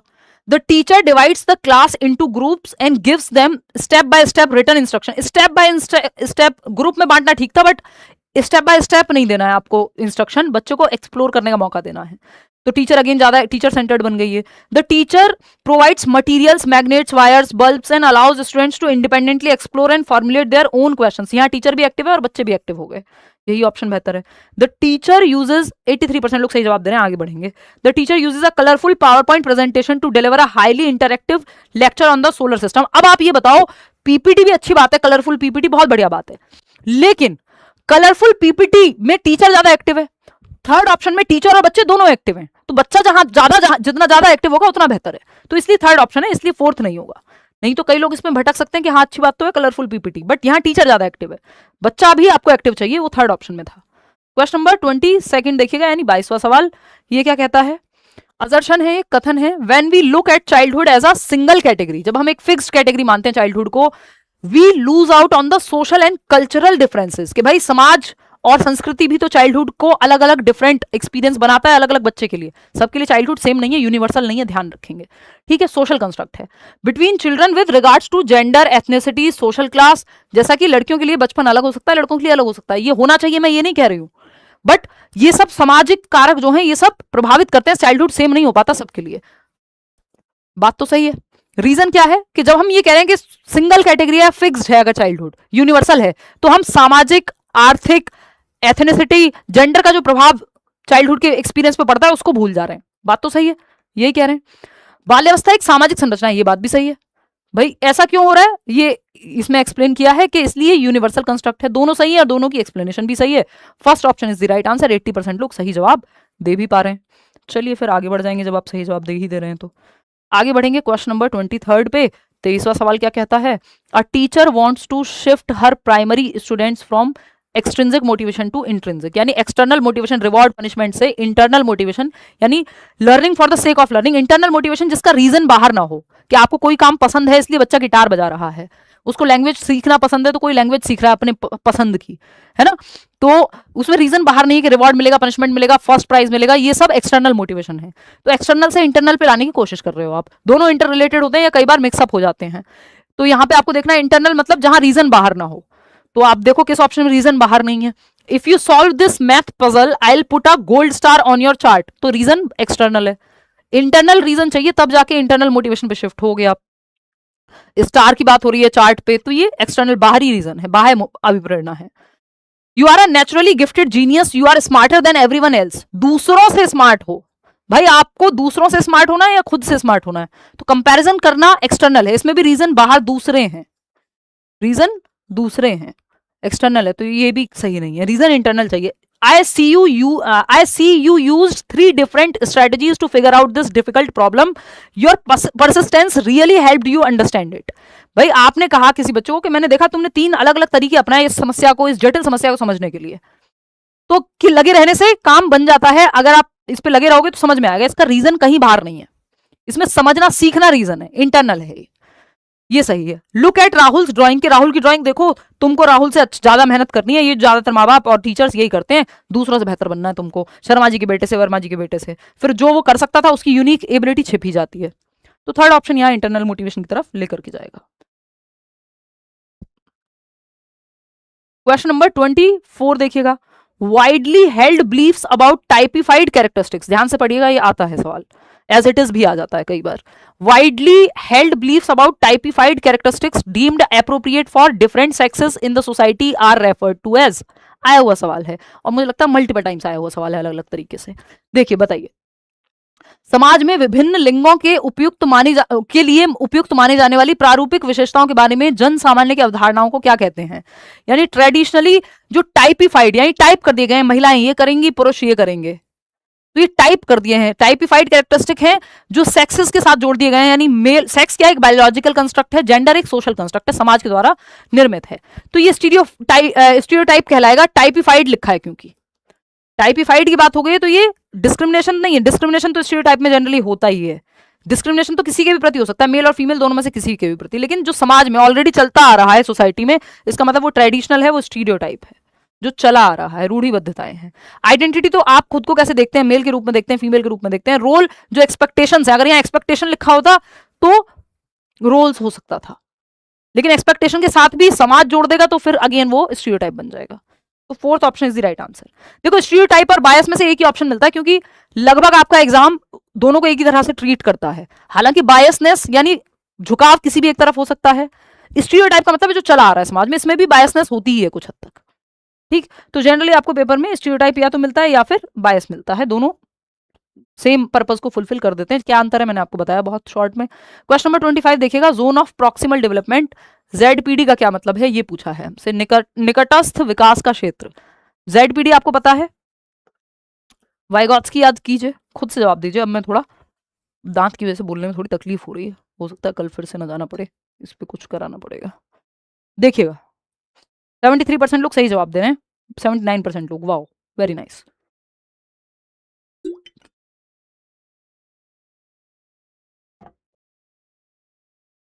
देखिएगा द एरिया, फर्स्ट ऑप्शन सही है, और आप लोग कितने लोग सही जवाब दे रहे हैं? लगभग 88% लोग, बस। तो इसका मतलब अब आपको कोई नहीं रोक सकता, अब आप आग लगा सकते हैं दुनिया में, मतलब लिटरली मत लगा देना, मेटाफोरिकली कह रही हूँ, है ना। तो the area between a child's current level of independent performance and the level of performance that the child could achieve with the help of adults and more skilled peers, यानी ये डिफरेंस है, ये मैं आपको कई बार बता चुकी हूँ। ZPD क्या है? वो दायरा है जहां किसी की हेल्प के साथ और खुद से जितना काम होता है उस दोनों के बीच का डिफरेंस है। It is a difference between what a child can independently do, यानी जो मैं खुद से कर सकता हूं और जो किसी की मदद से कर सकता हूं विद हेल्प, उसके बीच के अंतर को ZPD कह रहे हैं। यानी साइकिल चलाना सीख सकते हो, कोई पीछे से पकड़ ले बस, ये आपके सीखने के दायरे में है ना। कल साइंटिस्ट नहीं बन जाओगे उठ के अचानक से एक दिन, वो सीखने के दायरे में नहीं है, वो ZPD में नहीं है। जैसे आप सीटेट क्लियर कर सकते हो, आपको CDP समझ आ सकता है, इसलिए आप यहाँ हेल्प के साथ सीख रहे हो, ये आपके जोन ऑफ प्रॉक्सिमल डेवलपमेंट में है, कि जब आपके साथ करते हैं तो क्वेश्चन सॉल्व हो जाते हैं, खुद से करते हैं तो दिक्कत आती है। तो ये जो डिफरेंस है ये ZPD है, जब प्रैक्टिस करोगे ना तो वो भी सॉल्व हो जाएगा, क्योंकि समझ में तो आ ही जा रहा है। तो यहाँ पे ये सिंपल है, range of task that the child should be able to do age per age, नहीं एज की बात ही नहीं है, एज की बात वाइगॉट्स्की करते ही नहीं है। The process where two individuals who begin with different understandings arrive at a shared understanding, नहीं शेयर्ड अंडरस्टैंडिंग वाली भी कोई बात नहीं है। The process in which children learn to perform task as set by the elder member, नहीं भाई, जो वो कर सकता है खुद से और किसी की मदद से, उसके बीच के डिफरेंस को ZPD कहते हैं, फर्स्ट ऑप्शन में लिखा हुआ है। क्वेश्चन नंबर 26 देखिएगा, ये तो प्याजे का सवाल है, बहुत classic. A teacher pores equal amounts of juice into a short wide glass and a tall narrow glass, यानी शॉर्ट वाइड छोटा है बट चौड़ा ग्लास है, और दूसरा ग्लास है जो पतला है बट लंबा है, ठीक, नैरो है। अ class 2 student insist the tall glass, दोनों में 200 ml ही जूस डाला गया है, चौड़े ग्लास में डाल दिया गया है पतले ग्लास से, और बच्चे को लग रहा है कि ये जो टॉल वाला ग्लास है इसमें ज्यादा होगा। जैसे कि बचपन में हमें 5 सिक्के ज्यादा लगते थे एक नोट से, तो ये कंजर्वेशन की कमी है, यानी डी सेंटर नहीं कर पा रहा बच्चा, सेंटर्ड है, उसका ध्यान सिर्फ हाइट पे इस ग्लास की, ना कि चौड़ाई नहीं देख पा रहा, विड्थ नहीं देख पा रहा। तो विच कॉग्निटिव लिमिटेशन, लिमिटेशन कौन सी है, सेंट्रेशन लिमिटेशन है, ध्यान रखिएगा हमेशा कि सेंट्रेशन एबिलिटी टू कॉन्सेंट्रेट भी लिख देता है कई बार, या इनएबिलिटी टू डिसेंटर, यानी अलग अलग पहलू से नहीं देख पा रहा, सेंटर्ड है ध्यान, केंद्रित है ध्यान, फोकस्ड है ध्यान एक ही चीज पे, तो ये फोकस खराब है, ये वो वाला फोकस नहीं है कि आप कॉन्सेंट्रेट कर पा रहे हो एक ही जगह पे, वो बहुत अच्छी बात नहीं है क्योंकि आपको बाकी पहलू भी देखने हैं। Object permanence, deductive reasoning, hypothetical, deductive का कोई यहाँ मतलब बनता ही नहीं है। कितने लोग, 76% लोग सही जवाब दे रहे हैं, आगे बढ़ेंगे। क्वेश्चन नंबर 27 देखिएगा क्या कहता है, अजर्शन और रीजन वाला सवाल है, 2-3 सवाल और हैं। अजर्शन कहता है Lokesh has trouble with classifying one concept Delhi as a subset of another, यानी ये कॉन्सेप्ट है इंडिया, इसका सबसेट है दिल्ली, है ना, तो भाई भारत में आती है ना दिल्ली, यानी इंडिया के अंदर दिल्ली है, ये समझने में बच्चों को दिक्कत हो रही है। रीजन क्या है इसका, अंडरस्टैंडिंग, क्लासिफाई करने में दिक्कत हो रही है basically, understanding how emotions affect memory and learning can lead to self regulated learning. Reason में बता रहे हैं कि ये बात तो सही है ना इतनी, कि Lokesh has trouble with classifying one concept Delhi as a subset of another, ऐसा संभव है कि लोकेश एक बच्चा है जिसको दिल्ली इंडिया का पार्ट है ये समझने में, इसका छोटा रूप है, ये सबसेट है बेसिकली, ये समझने में दिक्कत हो रही है, इंडिया के अंदर आता है ये समझने में दिक्कत हो रही हो सकती है बच्चे को। इसका रीजन क्या है, ये स्टेटमेंट दूसरा पढ़ो, understanding how emotions affect memory, अगर आप बहुत स्ट्रेस में है तो आपकी मेमोरी या याददाश्त भी प्रभावित हो सकती है, ये आपने कभी देखा होगा, एक्सपीरियंस किया होगा। And learning can lead to self regulated learning, और अगर आप इमोशंस को समझते हैं तो आप कैसे खुद को दिशा दे सकते हैं, जब आपका मूड अच्छा है तो ज्यादा पढ़ लो, है ना, जब ये बातें, दोनों बातें सही है। लेकिन ये अब बोथ ट्रू तो बीटीसी लगा दो, बोथ ट्रू तो चेक कर लो कि ये आर सही है कि नहीं है, नहीं भाई ये आर कुछ और बात कर रहा है और ये कुछ और बात कर रहा है, तो बोथ तो ट्रू है but R is not the correct explanation of A, ये बात यहां पे हमें समझ में आ रही है। सेकंड ऑप्शन क्यों कह रहे हो, आर करेक्ट कैसे हो सकता है, ये अलग बात चल रही है यहाँ पे, यहाँ अलग बात चल रही है, इमोशंस की तो कोई बात ही नहीं हुई फर्स्ट ऑप्शन में, मेमोरी की तो कोई बात ही नहीं हुई, वो कहां से एक्सप्लेनेशन बन गया, तो इसमें थर्ड ऑप्शन सही होगा। क्वेश्चन नंबर 28 देखिएगा, ये क्या कहता है, a child from a nomadic tribe, यानी एक ऐसी ट्राइब जो किसी एक जगह रुकती नहीं है, खाना बदोश कह लीजिए या घुमंतु जनजाति कह लीजिए, मतलब वो मूव करते रहते हैं, कुछ ट्राइबल लोग होते हैं ना, तो मतलब ट्राइब्स होती हैं, तो ट्राइब्स मूव करती रहती हैं एक जगह से दूसरी जगह, तो उनके बच्चों को स्कूल में प्रॉपर फिक्स एडमिशन लेने में कई बार दिक्कत आती है, क्योंकि उनका कोई एक घर ही नहीं, कुछ महीने एक जगह रहेंगे, कुछ महीने बंजारा बोल देते हैं आम भाषा में, है ना, मतलब ये जस्ट एक एग्जाम्पल है, और मतलब नोमैडिक लाइफ है, यानी एक जगह फिक्स नहीं है, ठीक, तो एनरोल्स इन अ स्कूल, अब 10 साल की उम्र में अचानक से बच्चा आता है जो एक ट्राइब से आता है, नोमैडिक ट्राइब से आता है, जो घुमंतु है, एक जगह से दूसरी जगह मूव करते रहते हैं, तो किसी एक फिक्स स्कूल में एडमिशन नहीं हो पाया। अब 10 साल की उम्र में वो आया है और कह रहा, तो अब आप कोई प्रायर स्कूलिंग ही नहीं है, 10 साल तक स्कूल ही नहीं जा पाया क्योंकि कहीं फिक्स रुके ही नहीं, ऐसे ही थोड़ा बहुत पढ़ा नहीं पढ़ा। अंडर द आरटीई एक्ट 2009, वैसे तो आरटीई पे अब बहुत दिनों सवाल नहीं आ रहे हैं, बट यू नेवर नो एक आध सवाल कब आ जाए। तो राइट टू एजुकेशन एक्ट कहता है 6 से 14 वर्ष के बच्चों को फ्री एंड कंपलसरी एजुकेशन मिलनी चाहिए, 1 अप्रैल 2010 से लागू हुआ था। फ्री एंड कंपलसरी यानी निःशुल्क एवं अनिवार्य शिक्षा, तो आप किसी भी आधार पे बच्चों को एडमिशन देने से मना नहीं कर सकते। 6 से 14 वर्ष के अंदर आता है यानी 10 साल का बच्चा है ना, 6 साल का बच्चा पहली कक्षा में आता है, फिर 7 में आप कहेंगे जी दूसरी में आ जाएगा, 8 में आप कहेंगे जी तीसरी में आ जाएगा, 8-9 के बीच में ही होगा चौथी, तो आप कहेंगे उसको क्लास अप्रोप्रिएट 5वीं क्लास में एडमिशन मिल जाए, या एज अप्रोप्रिएट क्लास में आपको एडमिशन देना है, और स्पेशल कोर्स जो भी आप करा सकते हो, ब्रिज क्लासेस, एक्स्ट्रा क्लासेस, वो आपको करानी है बच्चे को। ऐसा नहीं है कि आप कहोगे अब तुम्हें पहली कक्षा में एडमिशन लेना क्योंकि तुम पहले स्कूल ही नहीं गए हो, इस आधार पे आप बच्चे को मना नहीं कर सकते। तो age appropriate class, age appropriate way में होमोजीनियस बनाती है आपका आरटीई एक्ट, ये कहता है कि एज जो एज है बच्चे की उसके अकॉर्डिंग उस क्लास में उसको एडमिशन करा दो और एक्स्ट्रा हेल्प दो, बाकी कुछ और यहाँ बचेगा ही नहीं। चलिए खैर क्वेश्चन नंबर 29 पे आते हैं, प्याजे पे सवाल है। While Piaget views children as dash, Vygotsky views children as dash, जहां पियाजे बच्चों को क्या देखते हैं, एक्टिव इन मैनिपुलेटिंग आइडियाज। हाँ, वाइगॉत्स्की पैसिव मानते हैं, नहीं भाई ये तो गलत हो गया, वाइगॉत्स्की भी तो एक्टिव ही मानते हैं। Active in manipulating ideas, yes पियाजे कहते हैं। एक्टिव इन सोशल कॉन्टेक्स्ट, सामाजिक संदर्भों में एक्टिव है, हाँ ये वाइगॉत्स्की कहते हैं। ये दोनों बातें साथ जा रही हैं इनके। फिर भी बाकी ऑप्शन देखेंगे, पैसिव तो दोनों में से कोई नहीं कहता। एक्टिव इन सोशल कॉन्टेक्स्ट ये सही है, लेकिन शुरुआत वाली बात गलत हो गई, पैसिव नहीं है बच्चा, ना पियाजे के अकॉर्डिंग ना वाइगॉत्स्की के अकॉर्डिंग। ये पैसिव वाले ऑप्शन तो दोनों पहले ही हटा लो, समझ में आ जाएगा कि सिर्फ इवन यहाँ पे भी पैसिव है तो ये भी हटा लो। एक ही ऑप्शन बचता है कि विचारों के हेरफेर कह लीजिए या फिर उन पे प्रतिक्रिया कर पाता है बच्चा। चलिए खैर 30th सवाल पे चलते हैं, आखिरी सवाल आज का। ये क्या कहता है, to teach the concept of fractions a teacher working in an agrarian tribal community. Fraction का कॉन्सेप्ट आप सबने पढ़ा होगा बचपन में कि भाई ये मान लो एक सर्कल बनाया गया है, एक रोटी है, उसके 4 भाग कर दो तो ये 1/4 है ना। ये ऐसे आपको समझ में आता है, ये पूरा जो है 1/2 हो गया, हाफ हो गया, है ना। तो ऐसे हमने फ्रैक्शन सीखे हैं, भिन्न जिसको कहते हैं। तो एक टीचर जो एग्रेरियन ट्राइबल कम्युनिटी को पढ़ा रहा है, या बच्चे हैं उसमें, यानी कृषि आदिवासी समुदाय से आने वाले बच्चे हैं, जो ट्राइबल, जिनको बहुत सिटी में नहीं रह रहे हैं, जो या जिनको पिज्जा और बर्गर का बहुत ज्यादा कॉन्सेप्ट उनके आम जीवन में नहीं है। जैसे मैं आपको इंडिया छोड़ के अमेरिका का एग्जाम्पल देने लगूं तो उसका बहुत ज्यादा सेंस नहीं बनेगा, क्योंकि वो आपके जीवन से नहीं जुड़ रहा, और बच्चे को उसके जीवन से जुड़े हुए एग्जाम्पल्स देने होते हैं। ठीक है, तो अगर हम देखें यहां पर, तो cakes and instead uses the division of agricultural land and distribution of harvested. तो एग्रीकल्चर लैंड कैसे डिवाइड होती है, क्योंकि कृषि के बैकग्राउंड से आ रहे हैं बच्चे, ठीक है ना, कि भाई गेहूं कैसे अगर उगता है तो कैसे आपस में फैमिली मेंबर्स में कैसे बंटता है खाना, इससे भिन्न सिखा रहे हो, यानी उसके जीवन से जोड़ करके। तो ये एग्जांपल किसका है, diluting the curriculum standards, standard कम कर रहे हो करिकुलम का, नहीं भाई कॉन्सेप्ट समझ में आना चाहिए, उदाहरण क्या है उससे मैटर नहीं करता, उदाहरण रियल लाइफ से जुड़ा होना चाहिए, वास्तविक जीवन से, नहीं तो रट्टाफिकेशन हो जाएगा। मीनिंगफुल होना चाहिए, contextualisation, contextualising the learning process by using local socio cultural knowledge, स्थानीय जानकारी का इस्तेमाल कर रहे हो उसके वास्तविक जीवन से जुड़ी हुई, यानी संदर्भ में सिखाना बेस्ट होता है। ये कॉन्टेक्चुअलाइजिंग वर्ड अपने आप में बहुत पॉजिटिव है, ध्यान रखेंगे। रोट मेमोरी नहीं भाई, एनसीएफ को वायलेट करना, एनसीएफ तो खुद कहता है कि रियल लाइफ से जोड़ो। तो सेकंड ऑप्शन ही यहाँ पे सही है। आउट ऑफ 30 क्वेश्चंस कितने आपने ठीक किए वो आप बताएंगे। ये बैचेस हैं करियर विल ऐप पर, आप एनरोल कर सकते हैं। इवन पेडागोजी स्पेशल में, अगर पेडागोजी आपको किसी भी एग्जाम के लिए डिटेल में जाननी है तो आप उसमें एनरोल कर सकते हैं। लाइक शेयर सब्सक्राइब कर देंगे अगर सेशन पसंद आया होगा। इसका पीडीएफ आपको कल मिल जाएगा answer marked Telegram channel let's learn squad पर। आउट ऑफ 30 क्वेश्चंस कितने ठीक हुए हैं वो आप अब मुझे बताएंगे, और मैं आपके 2-4 सवाल लूंगी और फिर हम छुट्टी करेंगे। आप अपने घर जाएंगे और मैं अपने घर, हम दोनों अपने अपने घरों में हैं, लेकिन ये कहते हुए अच्छा लगता है, फील आती है जैसे हम आमने सामने बैठे हों। एनीवे देना जरा एक बार कुछ कमेंट्स देख लेती हूँ फटाफट।